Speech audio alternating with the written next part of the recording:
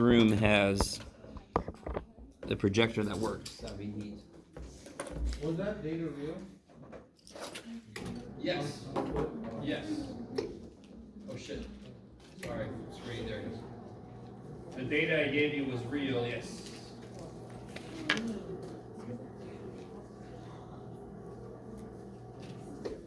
Let's see what happens. I'm scared. Nothing happens, okay. Oh, there it goes. Okay. So real quick, since this came up earlier, guys, just to remind you, since we're getting closer to the final, in fact, there's the date for the final, right? When is this? It's Monday. It's a week from today. Holy shit. Do you remember 50, 55, 20, or 25? So there's a little confusion over that. I'm not going to decide which one. Your grades are going to decide which one. So, for example, let's say I take the final exam, and between the three of these, my final exam is the lowest. I would then count it for 20%. And I'll count this for 25, and I'll count this for 55. Do you guys understand? Oh. Yeah. Whichever average is the lowest out of those three, I will count for the lower percentage. Does that make sense? Mm-hmm. And again, I just realized at one point, I was trying to figure out, well, should I make it 55 or 50? And I'm like, on one level, it seems like it's no big deal. But if I pick one way and somebody would have passed if I would have just picked the other way, that seems evil to a certain degree. Right? So then I just do it within whatever I accepted as the possibilities for what I was trying to decide between. I'm just going to do both of them. Yeah. So for example, if the final exam is the highest, you'll make that with 55? Yeah, if the final exam is the highest, it just whichever one is the lowest, I'm going to count for the lower percentage. Oh. And the other two will be the higher. Yeah. Does that make sense? And any way you do it, it adds up to 100%. Sorry. Thank God. That's weird. I can see my reflection in that door. It's freaking me out. Sorry. I never saw that before now. Okay. I'll be all right. Oh, yeah, because I got the stupid door angled. Okay. I'll be fine. That's what I hope. Anything else about that? Is everybody cool with that? So, bottom line there is every grade sheet summary I've ever given you does not include that because I don't know your final exam grade yet. So at the very end, everything's going to be a little better than it seemed. Not necessarily going to save you if you don't quite get close enough, but again, it could mean the difference. You never know. Okay. All right. Yeah, some of you guys, I didn't print out, those of you that made a makeup test, I didn't print out the updated grade sheet summary. So after class, if you want to, I can show you the percentages and stuff. Okay. Anything else about the syllabus? Anything else about homework problems? So you guys had a chance to try out more from the linear correlation homework. Has anybody tried any from the, I don't blame you if not, the chi-square stuff yet? Okay. Anybody need a chi-square chart? Everybody has that? Okay. So let's do this. Let's do a chi-square problem. And then I'm actually going to talk a little bit about well, we'll see. It's a square. Say it. Say it. What? Sorry? It's a square. Chi-square. So let me show you. No, I won. Huh? Let me show you. I won. You want it? Makes sense?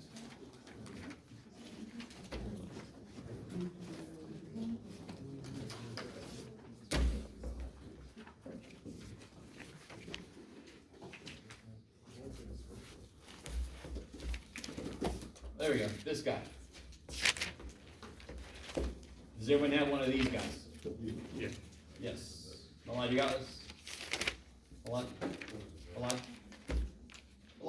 Mr. Tadros, do you have one of these? Yes, okay. Yeah. So is me. Oh, good, okay. So let's do this. Let's do an example goodness of fit problem. We'll talk about some of the other uses of chi-squared, and then we'll actually start our final exam review a little early today. So, let me see. I might as well do it all up here. Yeah. Plenty of paper here. Okay. So So guys, you all should still have your calculator, so let's do this. Should be exciting. So I'm gonna make up a problem real quick. So let's say we have a group of people and we feel that the age distribution should be uniformly distributed.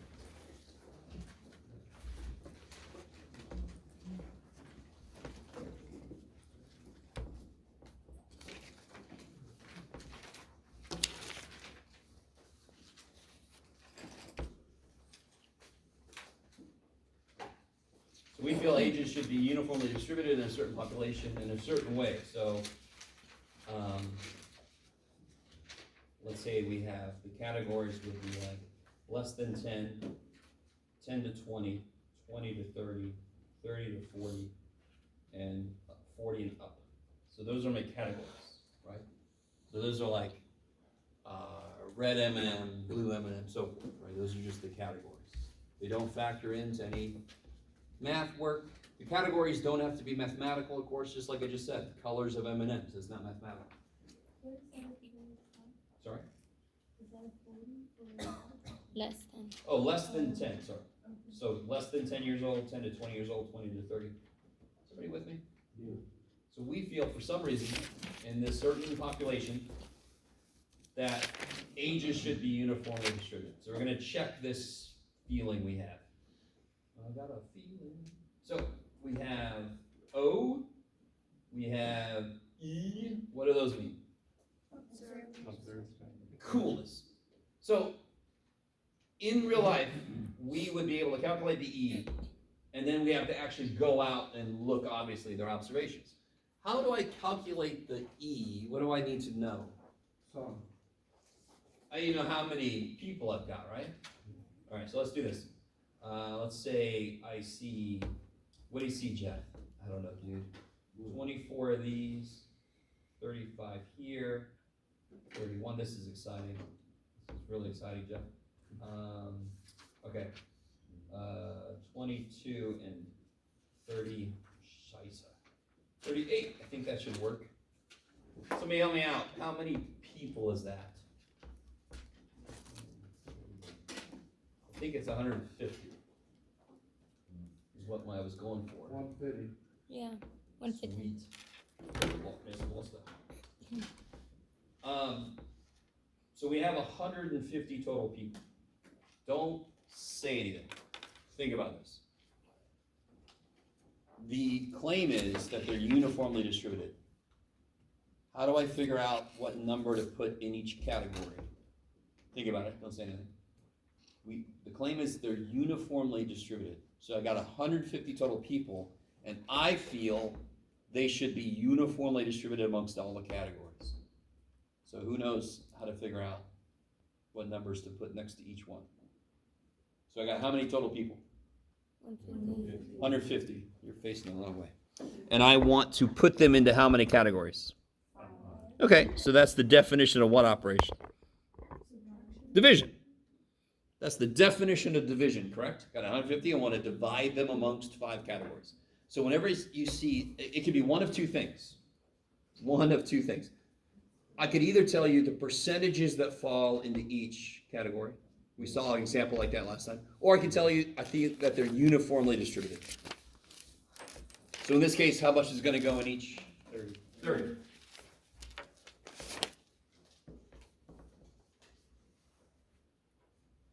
Here, I'm going to also do this. Because I'm super nice. At least this semester, I'm just trying that out.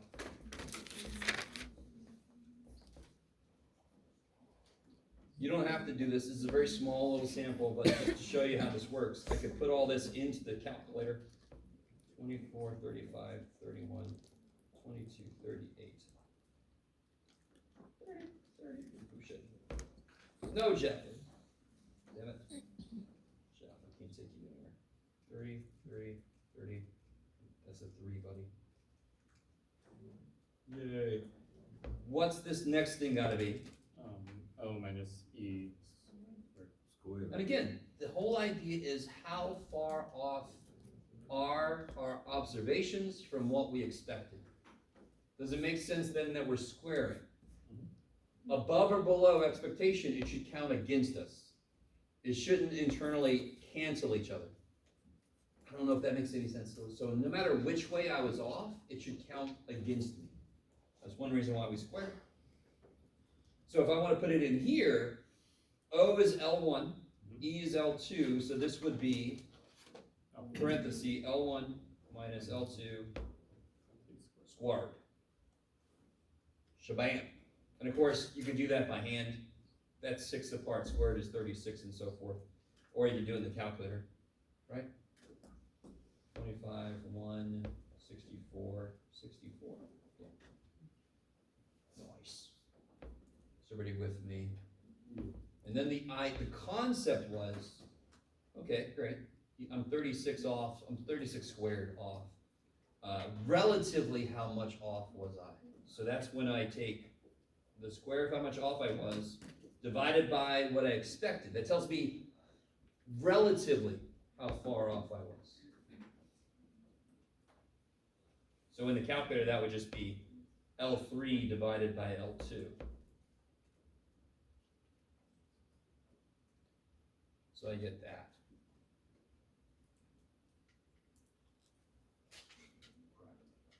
I can't see it.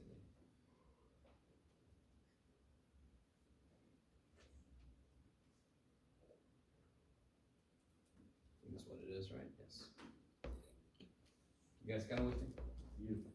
If I do this in the calculator, it's kind of nice. So we saw 2 different formulas for chi-square, the same way we saw several formulas for z, right? We have several formulas that give me a z-score, and they all could relate to a normal curve. So one formula we saw for chi-squared was this thing.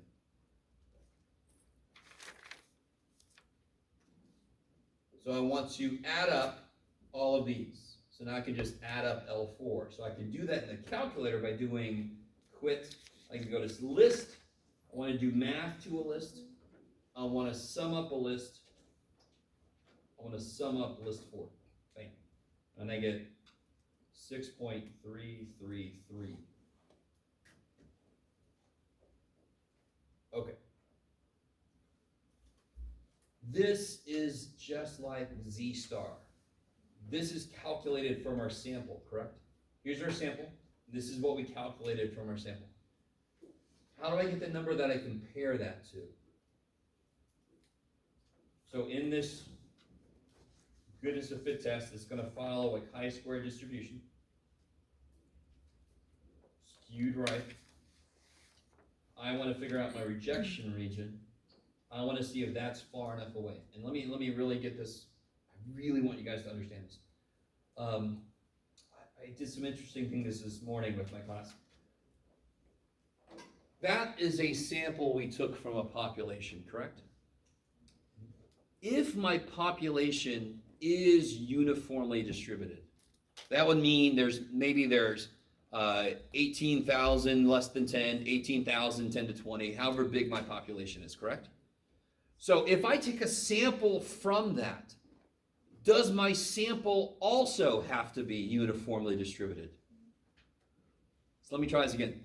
Let's say I have 18,000 people less than 10, 18,000 people between 10 and 20, 18,000 in every category, and I randomly pick, what was this? I forgot, 150 people from that. Do I have to get exactly 30 in each? No, of course not. Even if my population is uniform, when I randomly sample, I'm going to put money on there being fluctuations in my random. Of course there are, right? You guys are kind of with me. Yeah. That's the same idea as if I take a random sample of, I almost don't care how many, gross amount students, the average age of the sample is not going to be the same as the average age of all students because of sample variability. Are you guys with me? But as long as it adds up to that, like the 1800, for example, that you said. So a sample, in this case, we only took 150. Mm-hmm. And what did I say, 18,000? So the population would be 90,000, yeah. If there were 18,000 in each category, right? Mm-hmm. So what I'm trying to tell you is, just looking at this, did our observations match our expectations? No. No. Why is that not good enough to just stop there, dear God, Jeff? Why not just stop there and go, nope, nope. Why is it not good enough to just stop? Look, did it match up? No. So why are we doing extra shit? To account for sample variance, right? Sample variability. So just like with, all right, I know this could have been traumatic for a few people, but just like hypothesis tests, where not only does your sample have to be different, didn't it have to be different enough to account for variability, correct? If the mean really is 30 and I take a sample, couldn't I get 27 and the mean really is 30? Yeah. So just getting something different isn't good enough. I've got to get something different enough to be evidence that the whole population is doing something specific. So if I got 0, what's the only way this could be calculated out to be 0? What is the only way that could happen for this to be 0? Think about it, come on. Say again. CO equal A. They matched up. If these are the same, correct? Isn't it all built on O minus E? Yeah. So if O equals E, this shit is all 0, correct? Okay, so the idea is, not only can we not be 0 to show evidence that it does not match what we expect. In this case, I'm trying to show evidence that the population looks to not be uniformly distributed. Not only does it have to be different from 0, it's got to be far enough up to be evidence that it's not just sample variability. That's why the rejection region is so far away. Okay, so help me out. Did I tell us what alpha was? No. Anyone? No, because I'm a jackass. What's alpha then if I don't tell you? 1.5. 105, kick ass. What's the degrees of freedom? 4. Good. There's 5 categories, right? And of course we spell categories with a K for some reason. 4. I like it. So for goodness of fit tests, degrees of freedom is different. It's the first time we've seen degrees of freedom being a different formula. It's not 149, it's 4, because there are 5 categories. Can you look up, don't say anything, on your chi-square chart that everybody of course has? They asked about this already. Look up on this chart, can you figure out, you need one? You're fine. I saw your eyes, you're like, should I ask for one? Yes. Does anybody else need one? Just tell me. 9.488. All right. That sounds right. In fact, I know it's right. 9.488. So, the fact that this is 6.333 tells me that at least some of my values were different. Were they different enough? Tell me. No. They weren't different enough. So it is possible, it is more likely that this is just the result of sample variance. If I would have gotten out here, it would have been more likely that that's a true thing that I saw. So can we say, now here's the thing, if I make it out here, I can reject this, that it follows a uniform distribution, right? We didn't make it out there, so we can't reject that it's uniform. Does that mean that the population is uniform? No. Shit, no. Again, a sample can show evidence against something. It cannot show evidence of equality. It can't. If I take a sample of gross month students and I get an average age of 26.3, does that mean the real average age of gross month students is 26.3? No. Is that evidence? No, it isn't even evidence. It's just a sample. If somebody thought the average was 40, and we take a sample of 26.3, we take a sample of 500 gross, that sounds like more than likely that's going to be evidence against what somebody thought it equaled. So you can use a sample to show evidence against equality, but you can't show evidence of something being equal to something. Yes? Those are both called chi-square. How do you, so, all right. Which one's big? No. This is like Z star, so you can call this chi-square star if you want. Oh. Right? This one is the rejection region chi-squared. Okay. Okay. How many tails are there here? 1. One, good, one tail. I don't have a chi-square big and small, I just have a chi-square. Oh, it's only big and small when you have, When I'm trying to do like a Tail. confidence interval, or if I have a two-tail test, and then how do you know Hypothesis which one's test. big and which one's small? yes. So we'll do something like that in a minute. The How's one on the every- left is always small? We'll talk about that in a minute. How's everybody with this problem? So on the practice final, for example, the last problem Oh, cool. is a goodness of fit test, right? How's it different from the problem we just did? It's the same, Notice, it's percent. yes, it's not uniform. The claim isn't uniform distribution, it's this. Oh, yeah. We're claiming that there's 13% of the grades are A and so forth, right? Yeah. Okay, How do you do it? so we might do this here in a bit. We'll come back to that. Okay. All right. Any questions on this specific problem? Again, I desperately want you to understand the motivation behind why we did each thing. If I want to know how far off what I see is from what I expect, of course I'm going to subtract. The squaring is so that there's no negatives that kind of like make it look. So if I was off by 4 and then I was up by 4 and down by 4, should that mean I'm off by nothing? So if I'm guessing one thing I'm up by 4 and another thing I'm down by 4, aren't I off on both cases? Yeah. Should they add to be 0, making it look like I didn't make any mistakes? I really want you to understand. So, all right. So if you two come up with a random number, and I guess, and I'm off by 4 for you, 4 up, and I'm off by 4 for you, 4 down, should I add those together and say I was perfect? No. No. Of course not. That's why we square the shit. So that the negatives don't take away from the positive. So that they end up, no matter which way I was off by, ends up counting against me. Oh. Okay, maybe. Because again, what would 0 mean? That my expectation was perfect with my observation. Really? Really? Okay. Okay, maybe. Yes. Where was the sum button? Oh yeah. So you go list up here. First thing is, if you're in your list right now, hit second quit to get the hell out. Then hit second stack to go to list. You want to do math to a list, you want to sum up the list. And then you can sum up L4.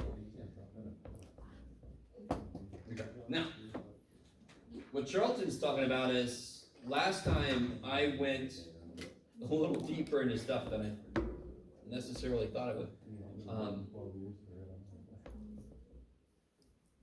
Guys, the other formula for chi-squared was this one. This is the first one I showed you because this is more of a foundational formula. This is trying to be an S, by the way.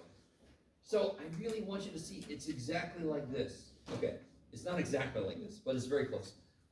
The purpose of a z-score is to see how far off a data value is from the mean, relative. Does that make sense? The purpose of a z-score is to see how far off from the mean a data point is relative to the data. Is that cool? Yeah. Right. In fact, what's the definition? What's the z-score tell you? This is probably The number of Data points. standard deviations from the mean to the data point, right? The number of standard deviations from the mean to the data point. So it tells me how different a data point is from the mean relative to the data. Look at the chi-square.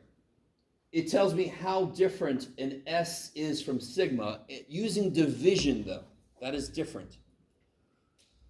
There's a lot of math behind that formula that, unfortunately, I can't assume we all have. So there's some calculus in there. So I can't really show you the derivation. But I really, this one chooses to figure out differences using subtraction. Couldn't I also use division to see how similar two things are? If I divide two things and it comes out to be 1, what does that mean about the two things? They're the same. There you go. Right? Yeah. So they both are comparing a sample statistic with a population parameter, right? This one is comparing a sample data point with the mean, and that one's comparing a sample standard deviation with the population standard. And I could be more specific, the variances, right? I love you guys. Okay. the same way that this leads to this, which actually, if you remember, is what led to this. What is this I'm writing right now? What is that? Sample mean. Oh, that's. What is this a spread. formula for? The error. Sure, but what is this the formula for? Confidence interval. I love that, right? Why is this formula so nice? Because what's true about the normal distribution that is not true about the chi-squared distribution? Normal distribution is? That's crazy good. Be a little more specific. Like Bell-shaped, okay? Tell me something else. It is perfectly chopped. Symmetric. Symmetric. Is the chi-squared symmetric?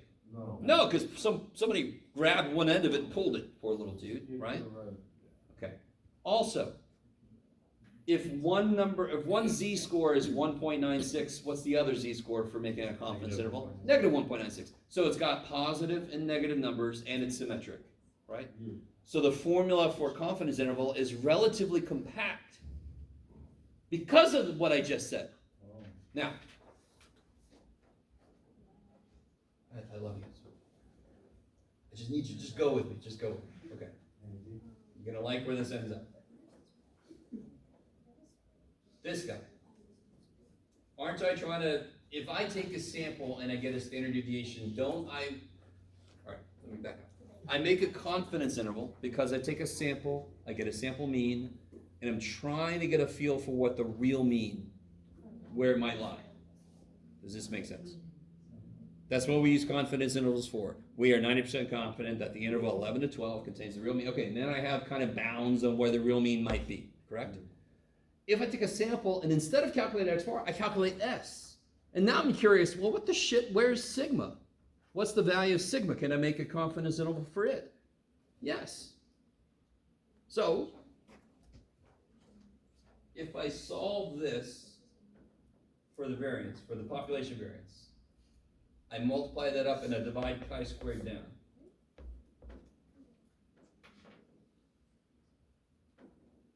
Go with me. If I knew chi-squared and I calculate s from a sample, couldn't I then get what that is? Do. Okay. Now the problem is we don't know exactly which chi-square is going to be the one that makes it come out to be this. So what we do is this. Let's say I want to be 98% confident. So I construct a confidence interval in the same way as before. Notice how it's not symmetric, right? Of course it's not symmetric. Can anyone tell me what percentage is in that tail right there? 21. Yeah. So 0.01 here. Is everybody cool with that? 98% inside, 1% on the other side. Let me say a couple more things.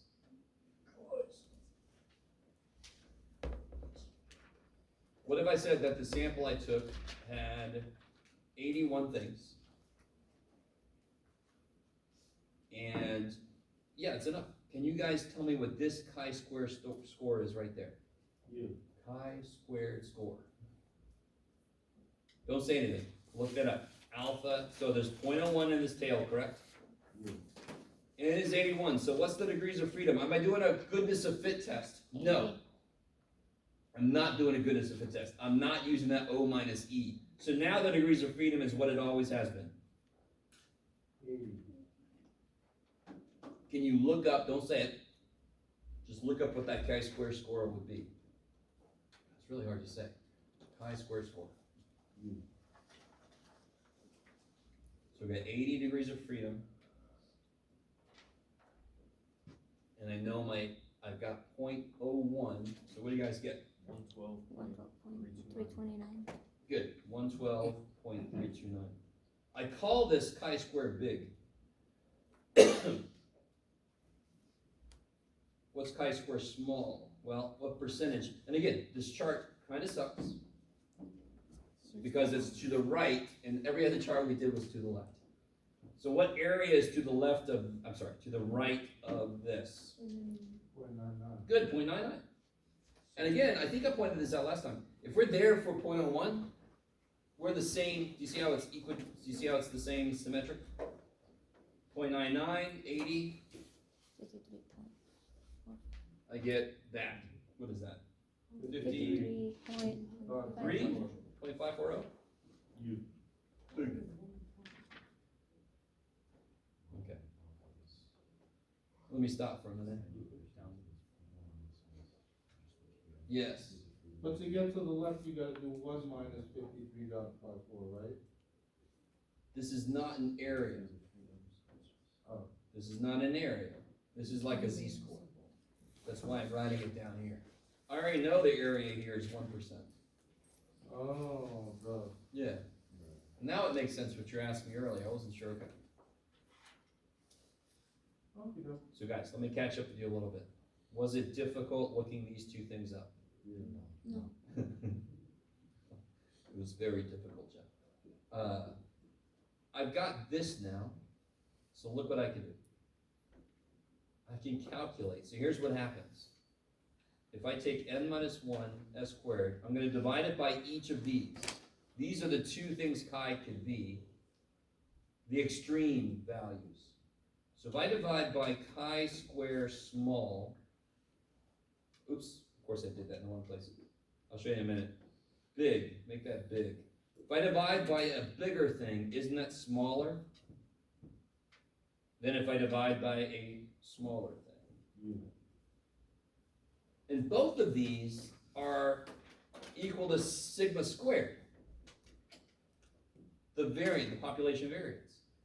This is what the confidence interval looks like for a variance. Not very pretty, poor little dude, but it's not his fault. It lives in a distribution that is not symmetric and it starts at 0. So it doesn't have all the advantages this guy had. It's not fair to compare. So now I have to tell you one more thing. So we took a sample of 81, right? And I can tell you that we calculated S to be 10, sure. So now I could get an idea of what the variance looks like it could be. So if I just plug everything in, n minus 1 would be 80, times 10 squared is 100, divided by chi squared big is 112.329,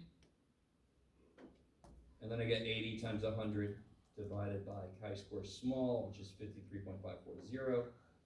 All right, let's see if you guys can help me out. You're doing good, everybody. So exciting. Can somebody help me out with this? I could do it myself too, but you know.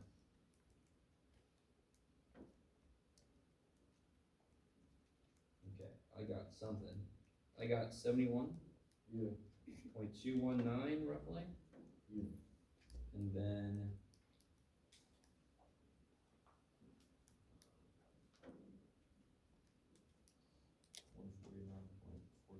yeah. I'm with you. That's the interval for the variance. How do I find the interval for the standard deviation? What do you think I have to do? Why is this the variance? Because it's squared. So what do I have to do to figure out the interval for the standard deviation? Holy shit. Okay, so if I square root 71.219, I get 8.44 roughly. We'll say 439, sure. And if I square root 149.421, I get 12.22. Okay. Oh, that's amazing. So we got a sample standard deviation of 10. We're now trying to construct a confidence interval to see how I could capture the real standard deviation. So we would be 98% confident that this interval catches the real population standard deviation. That's what this means. Real quick, our sample was 10, correct? Yes, sorry. Wait, where'd you get 100 from again? Sample standard deviation, sorry. Because the standard deviation is 10 and this needs squared. Oh. Yeah, so standard deviation of the sample was 10. 10 squared 100. I like it. Okay.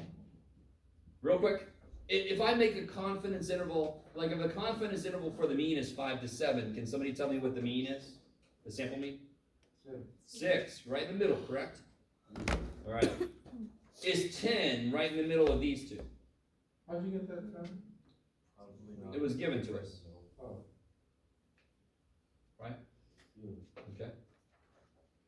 How far is 10 from this side? 2.22. How far is 10 from that side? 10 minus 10 minus that, that's right. 1.561.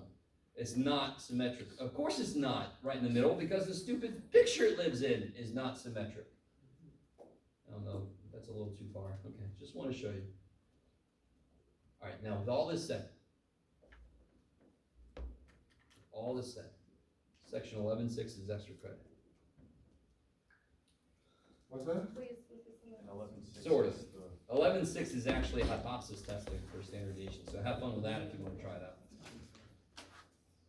So 11.6 uses this formula the same way that we use Z-star formula for hypothesis testing before. I wanted to show you this because it's more useful in general, right? And I didn't want to say it was extra credit so that you actually paid attention. So I'm evil, I'm a teacher, we do this. So it's gonna look like this, 11.6? No, like I just said, 11.6 is actually hypothesis testing, which is exciting. All right, so you can try that if you want to. You can have fun with that. So, here's what I want to do. And so small is always on the left side? Yeah, some books call it left and right, but what sucks with that is if I call this chi-square left and chi-square right, do you see how the one called right would actually end up on the left side of the damn equation? Yeah. So I like big and small because when I divide by big, I get a smaller number. When I divide by small, I get a bigger number. So now it makes a little more sense visually. Plus, I've always had trouble with left and right. I've got to do this. This makes an L, so that's left. All right. So thank you for paying attention. So what we're going to do is we're going to construct the formula sheet for the final. Just reminding you guys, one thing you could do is just bring all your formula sheets, as long as you didn't lose any points on any formula sheets. Right? And if some of you guys are like, how do you do that? Well, you put extra shit on them. You're not supposed to. That's how you lose points on them. You could just bring them all and add the formulas we did most recently, correct? But I'm just going to do this because it's pretty good for spurring conversation.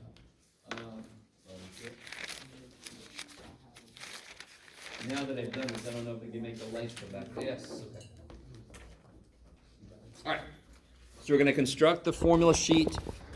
We're going to do...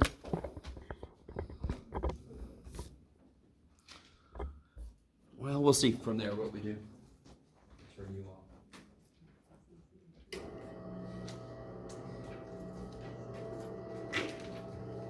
So, real quick. So, chapter 1, all definitions. Chapter 2, I'm never going to make you do... You guys remember sigma squared equals the sum of x minus the mean squared divided by n and the square root to get standard. Okay, that was chapter 2, and I said I would never make you do it, including now. So we're just going to get standard deviations from one var stats if we need them, right? You're welcome. Chapter 2 also introduced z-score, which is going to show up in a minute anyway, so screw chapter 2. So we can start with chapter 3. And that, of course, was this business here.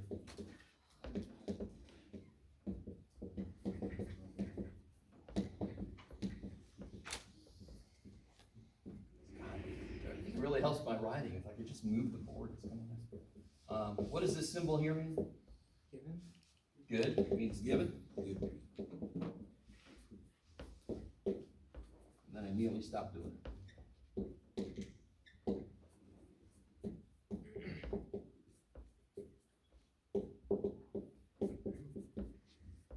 Yeah. Yeah.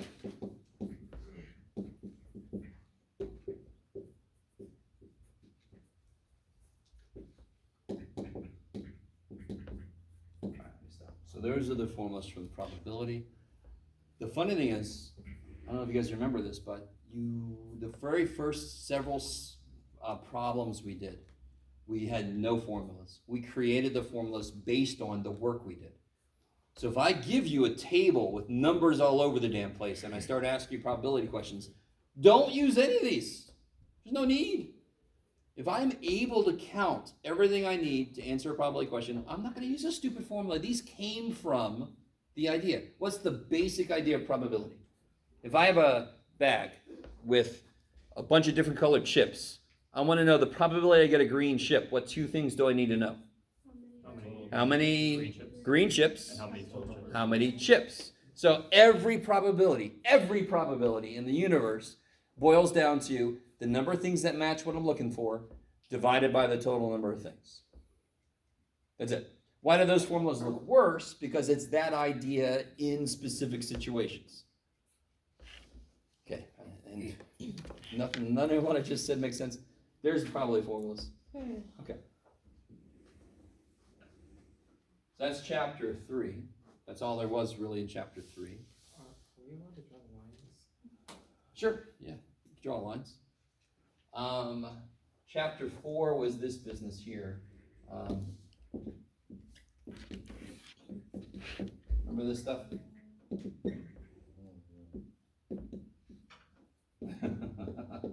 is where some of you guys start to really realize, oh, this final's got everything. Now, the funny thing is, the only time you're going to use those formulas is when I give you x, p of x, right? And if I give you x and p of x, you're not going to use other formulas. So I often get people trying to use binomial formulas when I give you x and p of x. It doesn't make any sense. If I do give you binomial stuff, then I would use this business here, right?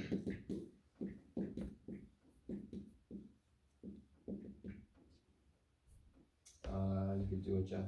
There it is, buddy. Both of these are Q, by the way. I always get people confused by my Qs. I don't blame you.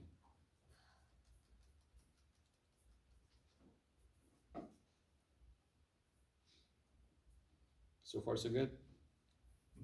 So that's chapter 4. Chapter 5, no formulas to write down. Chapter 5 is uniform distributions. If I ask you to draw a uniform distribution, let's say I say a uniform distribution is from 10 to 12. What do you have to show me? So you can make a XY, and you can put, yeah, good. You have to calculate the height. That's one of the two most important things. You put 10 and 12, but you also better make the actual distribution, which looks like a big rectangle. Could be a square, but normally it's a rectangle. Okay. So there's no formulas you got to write down from chapter 5. Right? Chapter 6 is where everything got real. Once we learned chapter 6, we never stopped using that shit. That's where it introduced the normal distribution. It reintroduced z-scores. So let me think. How did I do this in my first class? Yeah, we can put this stuff down here.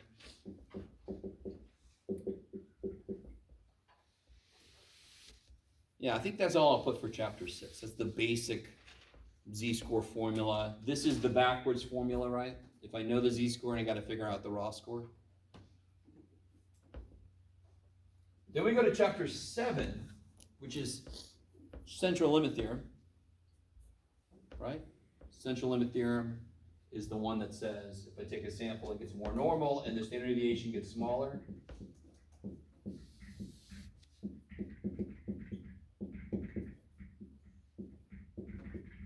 Stop for a minute.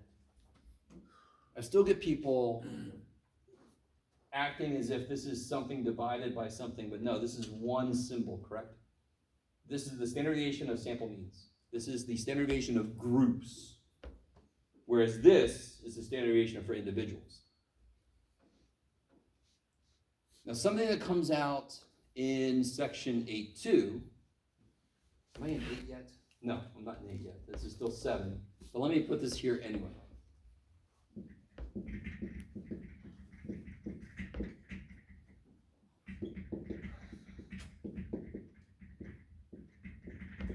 Oh, and this is where I said if you wanted to, you could put little stars next to these because the normal place we use those is in hypothesis tests, right? So this one is just to remind you that even if you have S, you still have to adjust it. It's still a standard deviation for individuals. This makes it a standard deviation for groups. Okay. I sense the right level of excitement about all this, okay? That's chapter 7. Oh shit. Let's see what happens. Smoosh, okay. Chapter 8 has got confidence interval stuff. So So there's your basic one. This one we learned a little bit later, and it just reinforces that sigma goes with z, s goes with t. And then you got your 1 for percentages, which reinforces that percentages you never use a t with.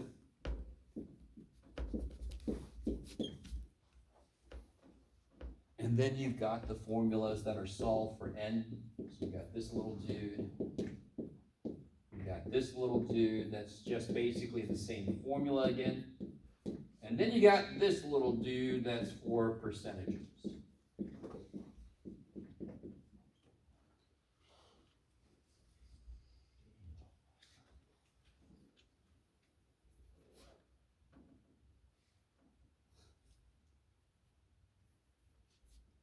Does that look familiar?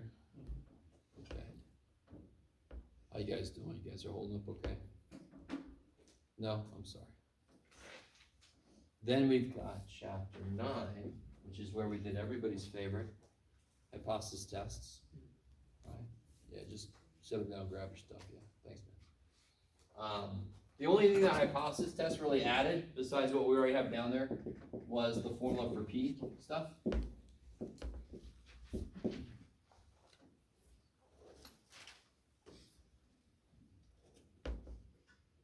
So, we stole the standard deviation on the bottom, we stole it from here.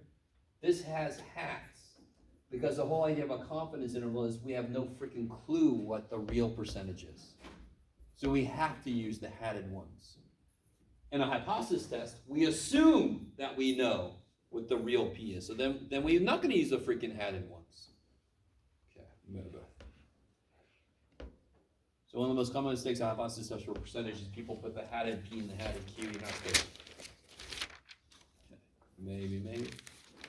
If you want to put down the section 10.2 one, feel free. Right, the x bar 1 minus x bar 2 divided by the square root of sigma squared over n 1, blah, blah, blah, blah. Right? That's the 10.2 extra credit. Sorry.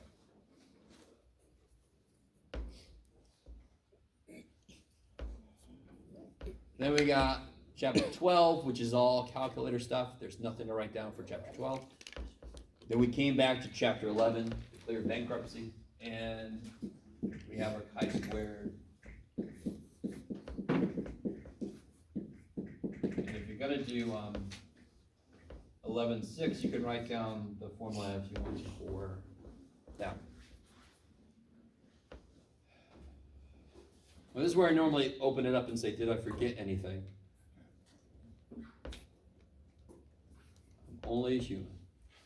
This is what I feel like. I can do this because I can't juggle. So I can remember all this weird freaking formula shit, but I can't juggle. Is there anything else you wish you could add, or if you would like to add to this?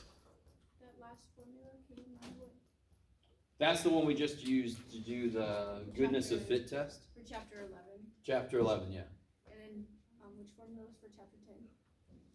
Oh, well, this is not an extra credit. This is one you gotta know. The one from chapter 10 was an extra credit one, so it would be like a bonus problem. Okay. But just in case it was, it wasn't T. It wasn't T.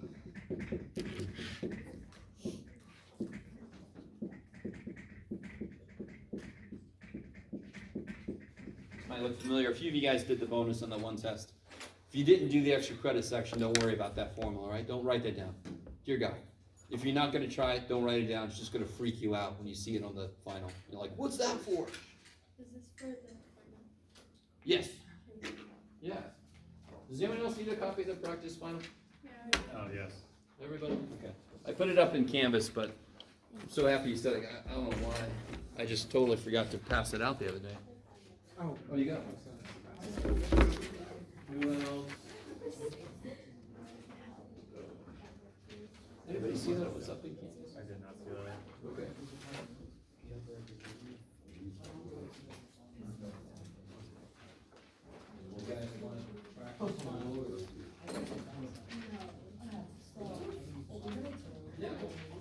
Is this a different problem? Is this the same one? Same problem. That one's online too, right? Yes. Thank you. I'm glad somebody saw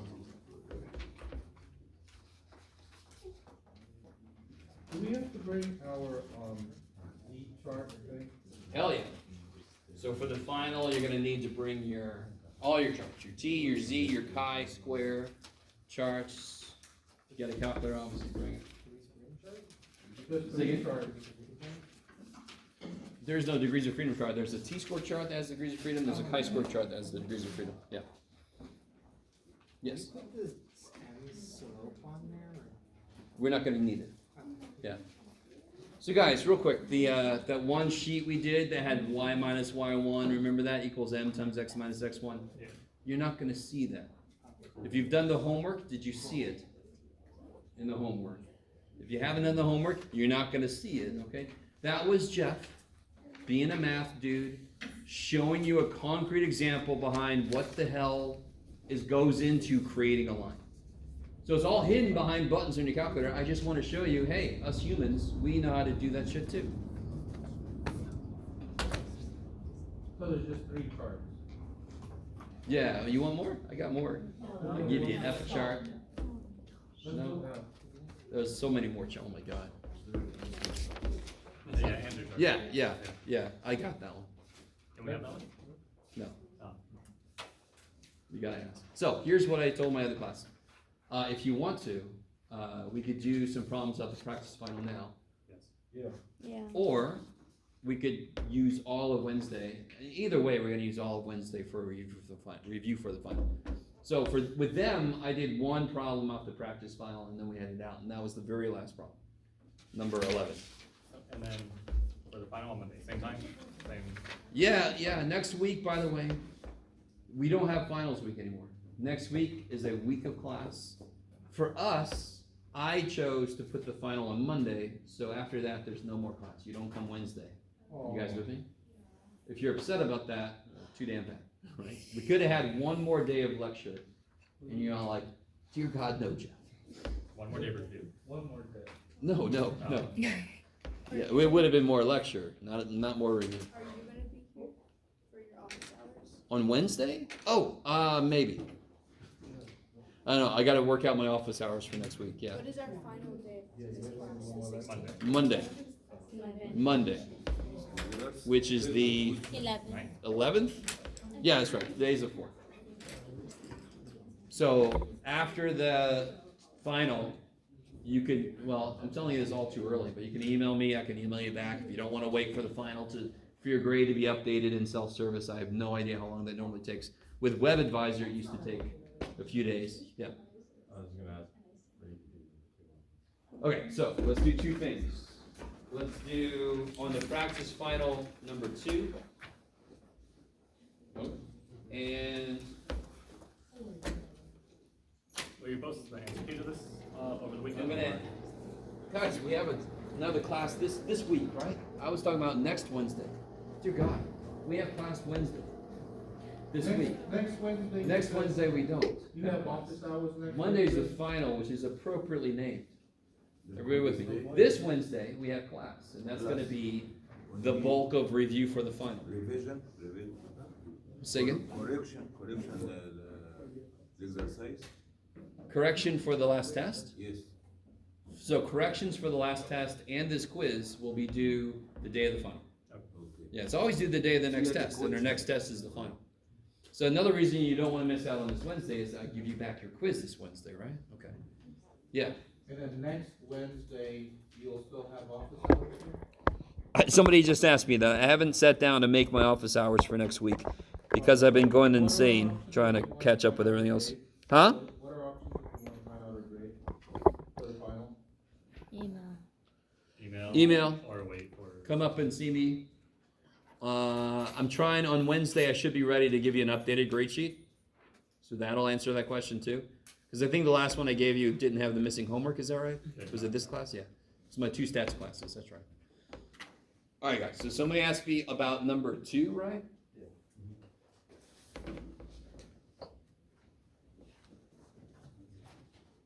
Oh, Ruth, I forgot.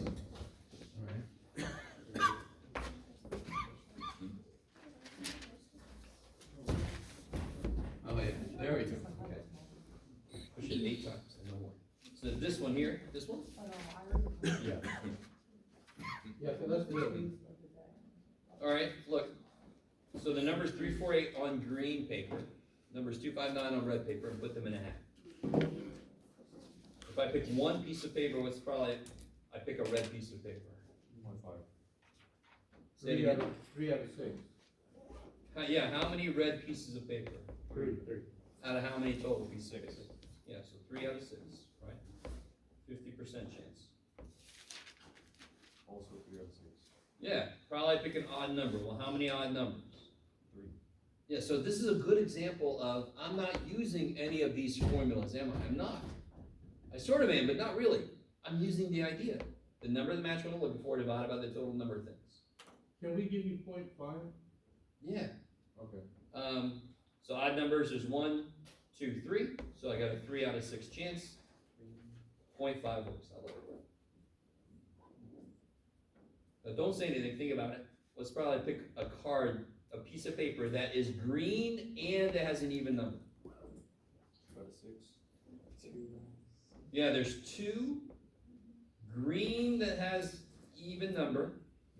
And of course it's out of 6 because I don't know anything about the paper. It's a probability question. They didn't give me information. So it's always going to be out of 6 for this problem. Right. Unless they give me more information. And speak of the devil, given it's green paper, what's on the bottom now? 3. 3. Good, because there's 3 pieces that are green. What's the probability it has an even number? 2 out of those 3 have an even number. Good. 0.6667. I told you it was that. Could it be And Satan? Oh. for, in general, just for all the equations of like chapters, where do you want us to round to, or like, So remember, probability is 4 places, right? That doesn't change. Standard deviation, 3 places. That doesn't change, at least, right? So you can round everything to 4 places and be basically covered. Okay. Z-score, why do we do 2? Because the chart only goes up to 2. What about this part? Is this okay? so that's when we have to like. Pick 2 pieces of paper without replacement, right? What's probably the first one's red? 3 out of 6. I eat it for some high fiber. Or I just put it somewhere else, okay? And then green. What's probably the next one's green? 3 out of 5. 3 out of 5. Good. So it's the same problem we've seen a million times, right? Without replacement means at least the bottom is going to change,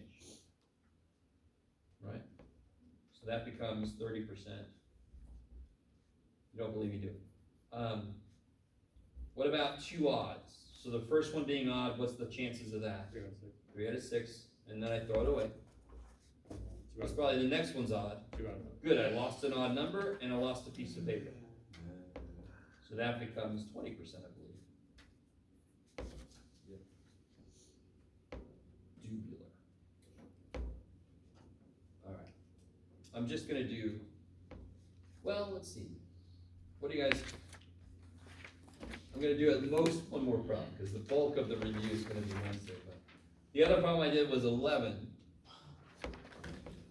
Right, and remember, I'm gonna give you an answer key for this, but you know. Can we do 5 instead? Alright, let's see, who wants to do 11? So 11 is the chi-square stuff, 5 is the linear correlation stuff. I got two votes for 5. Alright, let's do 5. We're gonna do all this shit anyway on Wednesday, so it doesn't matter. I'll do one more today. So everybody take a minute. Now look real quick on part A, the 99% confidence interval for the true mean weight. Can you go down? Release Oh, sorry. number 8. Dadgummit. I zoomed in too much. 99% comes from the true mean weight. Which list is the weight gonna be in? 12e colonne. There's Second 2, so when you do, everybody take a minute to put this data in, if you wanna play along.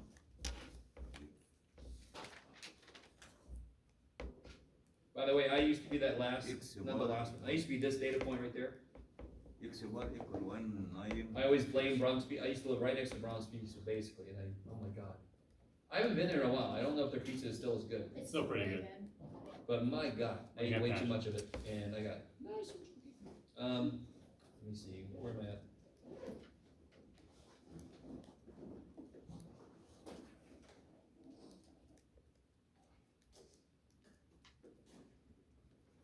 Now we go to tomatoes, so next to tomatoes. That's pretty damn yummy for stir fryer.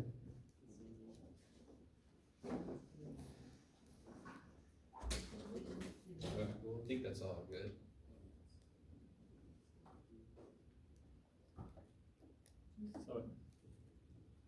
So when do you use ax plus b or a plus bx, like when you differentiate? They don't, it doesn't matter. Doesn't matter? Okay. Doesn't matter. If you don't want A to be the slope, you'll get the same exact numbers, they'll just be switched. Okay. I really don't know why they did that. And I tried to email them once, Mhm. and they said, we're not gonna give that information, you might work for a rival company or something. I was like, all right, whatever. So now how do I get that correlation? How do I do this? Stats, Stat, cal, calc, or number 4. Now real quick, to do number 1, to do the first part, I have to analyze which list? List 2, so you gotta change this to list 2. Did I change it? I couldn't see. Yeah. So then you get the sample mean weight, you get S, so you're gonna have to use T. Is everybody cool with that? All right, so let's focus on this part. So we go to stat calc number 4. I gotta make sure that's L1 now. L2, empty, calculate. Okay, so we're gonna get this stuff. Yes. Zoom in a little bit. So let's see, what is it? Negative 2.869 x plus 218.583. R is negative 9.072. negative 0.907. Is that what you guys got? Yeah. Okay. So how strong was the score? By the way, this is not real. This is the one data point that's real. Everybody else I made up. These are friends of mine. I said, how far would you live from? And how much you weigh now? I'm sorry. I just wrote down what was in here. No big deal. So there's the, you can't even read it really well. I just wrote it for myself. There's the line of its fit. There's the R value. So for the first part, why would you use a T? Because when do I use T? When you only have the sample standard deviation. Now also it's normal, right? So I use T if I only know S, I use Z if I happen to know sigma. We don't know sigma, so I have to use T. Plus it's gotta be normally distributed, but it does say it, to assume so. What does the R tell us about the line of best fit? Strong negative correlation. It's a strong negative correlation. I like it, strong negative. What's it tell us about the line of best fit? It's Trending down. Sure, okay, so downward trend, but that's the negative, that's what the negative R tells me. What else is it telling me? There's 2 things you could say here. it's tight to the Either- line, Huh? like tight to the line. Good, the points are tight to the line. You could also say, would you trust the line? Yeah. Yes. You just need either of those? Either one. Trust the line to make predictions. So of course, predict the weight for somebody who lives a mile from Bronx Pizza, you would just put a 1 in for X, right? If you want to do it on the calculator, you go second, trace to go to calc. I want to calculate a value. Oh shit, it happened, Jeff. Did you put this in here? Oh, I haven't put the equation line in here yet. Let's do this. Negative 2.869 x plus 218.583. Zoom 9. There we go. All magenta and bluish. So now if I do second trace value 1 mile away, It's half a mile, so fine. is it half a mile? Yeah, so it's half a mile. Within, who lives, oh, half, I circle right through half.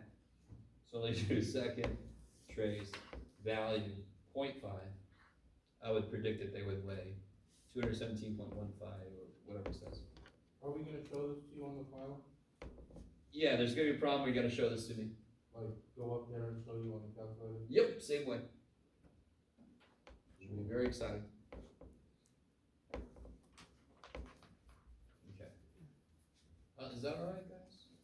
That's all right. I'm gonna say that's okay, because we're gonna stop there. I'm gonna give us all an early evening. Come ready Wednesday with all your questions. And Wednesday I'll have an updated grade sheet summary and I'll have my finals week office schedule up on there too. Not gonna change too much, but just to make sure. We don't have a finals week, but you know.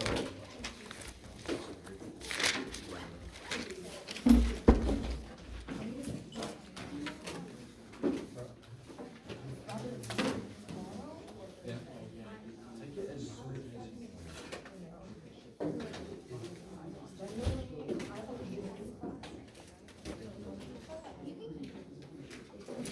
So is uniform? Okay. Yeah.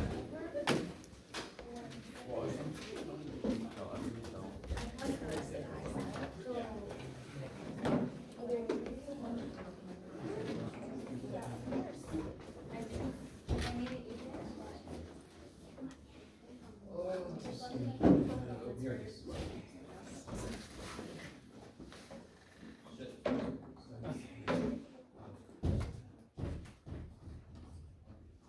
Here. So it's the same. Here's oh, so here, this is a percentage. Okay, I don't. so this is exactly like Yeah, and the I- problem we did with, So like, I would, like, so how many total do you have? 400. So you wouldn't write this here, you would write observed, so the expected frequency would be 0.313 times 400. 31.3% of 400. So you're gonna take that data, you're gonna make a better table. You're gonna make O, and you're gonna calculate, no, O is observations. So that's here, right? So even though on the book, it just tells me frequency. That's or the O, unexpected? that's the O, Okay. that's O. Expected, you gotta calculate. 0.313 times 400, 0.561 times 400, right? Okay. What's up? For my final, can I take it Tuesday or Thursday this week? Oh, that's right, you're leaving or something? Yeah. All right, all right, so you're gonna have to email me, if you wanna take it, what'd you say, Tuesday or Tuesday or Thursday. Thursday? Let's make it Thursday, and then you could take it, in my office from like 10:40 until 12:30. Yeah. Yes, your copy. Oh, God. Not PM. I'm not staying until midnight here for you. I have a high school, I have, well, I have things I have. Or you could take it, no, not on Thursday. No, Tuesday and Thursday would both be 10:40 to 12:30. How about Friday? Friday is not gonna be in there. How about Wednesday? Like, Wednesday, it would be either 10:40 to 12:30, or it would be right before this class. week before. Yeah. Okay, perfect, thank you. Shoot me an email, Okay, so I remember you're gonna be, and you know where my office is, Yeah. right? Okay, perfect, thank you. sure. Can I see those numbers real quick? Or actually, why don't we, instead, we'll do it in this classroom. Okay. Shoot me an email and remind me I said that. Okay, thank you. Can I see my numbers as is? Oh, okay.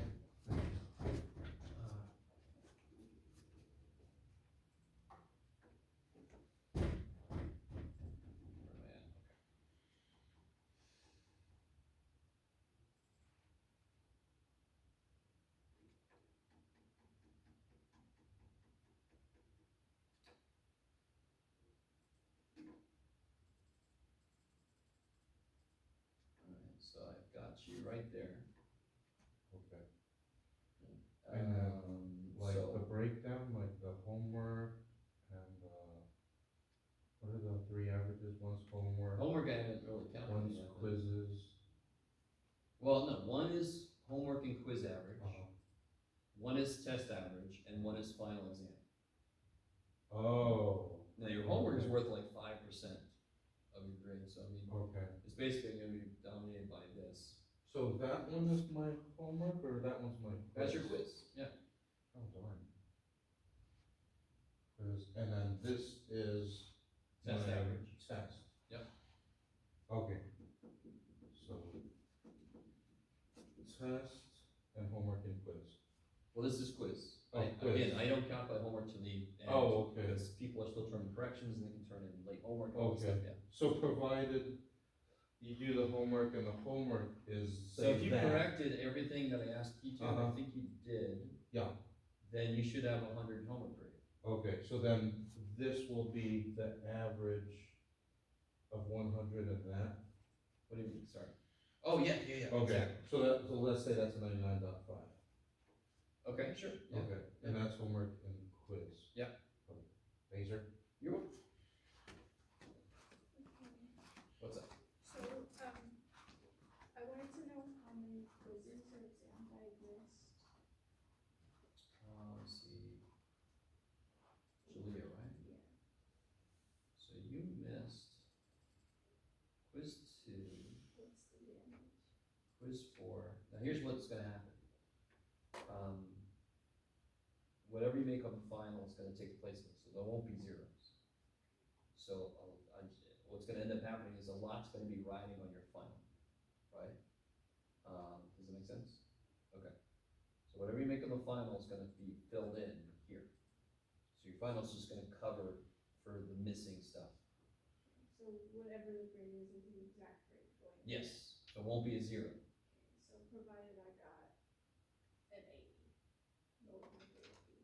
I mean, an 80 something, you get a B for sure, because you got like 80s across the board, right? So if you get an 80 on the final, you would end up with like a B or a B minus, depending on your homework situation. Yeah, so the homework that I'm missing, can you tell me what I'm missing? It should just be 2 chapters, I believe. I've got some of chapter 3, and then I got 6-1 through 12. Now, of course, there's still some, I don't know if I've really updated this, if you gave me something more recently. So I got chapter 6 through chapter 12 missing, and I've got, Yeah, so 3, I 4. just turned in chapters 6 and 7. okay, I'm working, I finished chapter 8, I need to give you chapter 9, I just turned into chapter 12. and I'm not sure why I'm missing section 3, 4, and chapter 3 review. But if you believe you turn this in, I'll give you the benefit of the doubt. I don't It's think, a I'll couple- check my stings and see if I got. To be honest, I give people, I don't start having the homework grade come down until there's a couple of missed grades or something, Okay. right? So, And what's my homework grade? I don't know. Did you make corrections on any of these here? Only 2 of them. Okay. Only like the first chapters. So, let me see. I haven't really sat down to think, I gotta see how many total homework assignments were there. 37. And you're turning all this, so then, and you've done 2 of those, so, it looks to be like, well, I mean, especially if I don't have time to grade these, which I don't think I will, I'm gonna assume they're good. So that's gonna mean you're gonna have like a 90 or something homework average. Well, maybe a little less, cause you only did 2 of these, right? Yeah. So maybe like a 85, yeah. Okay. So I just don't want to. that's assuming you turn this in and it's, you know, Yeah. it's at least done. Okay, I was gonna do the makeups for my tests, but I don't know if I am willing to gamble, like, whether or not it makes more sense to just stick with what I get for the final. Oh, well, I'll leave it up to you, cause I forgot if we had talked about making a makeup, but it's getting to crunch time, that's why. Right. Normally when it gets to be by this time, I'm like, well, whatever is left over, we'll just take the final. Well, the tests that I missed is quiz 2. Yeah, quizzes, quiz 2 was the probability quiz, I think, Yeah. which is a little bad you missed that, but that's one I would definitely use the final in place of. Quiz Is that 4, also coming back? I would have used test 3. I'm not gonna be here, man. You trying to let me out early. Quiz 4, I would have used test 3's grade in place of it, but you don't have a test 3. I could come in and I can take test 3, You could, Wednesday, what time? right, whichever. In here? is the- Same time as Joey? What time is it taking it? I just have a lab that's over at 2. From like, yeah, so from like 2:40 to our class starts, basically, yeah. Okay, do me a favor and shoot me an email. Yeah, I Say got we said that, yeah. Okay, thank you. Thank you.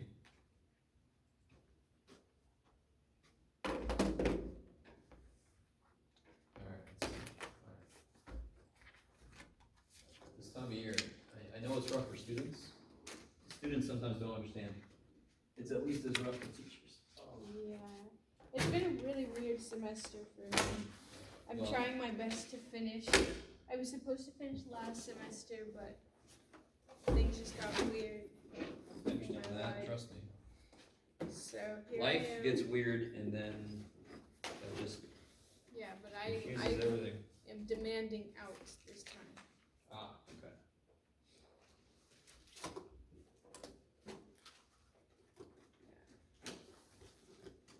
Thanks for your flexibility. I appreciate it. Yeah, it's, like I said, it's all on you, really, more and more, but Right. office hours, all that kind of stuff is still open to you. Thank Whatever you I so can much. do. Oh, and of course I recorded everything. Yeah.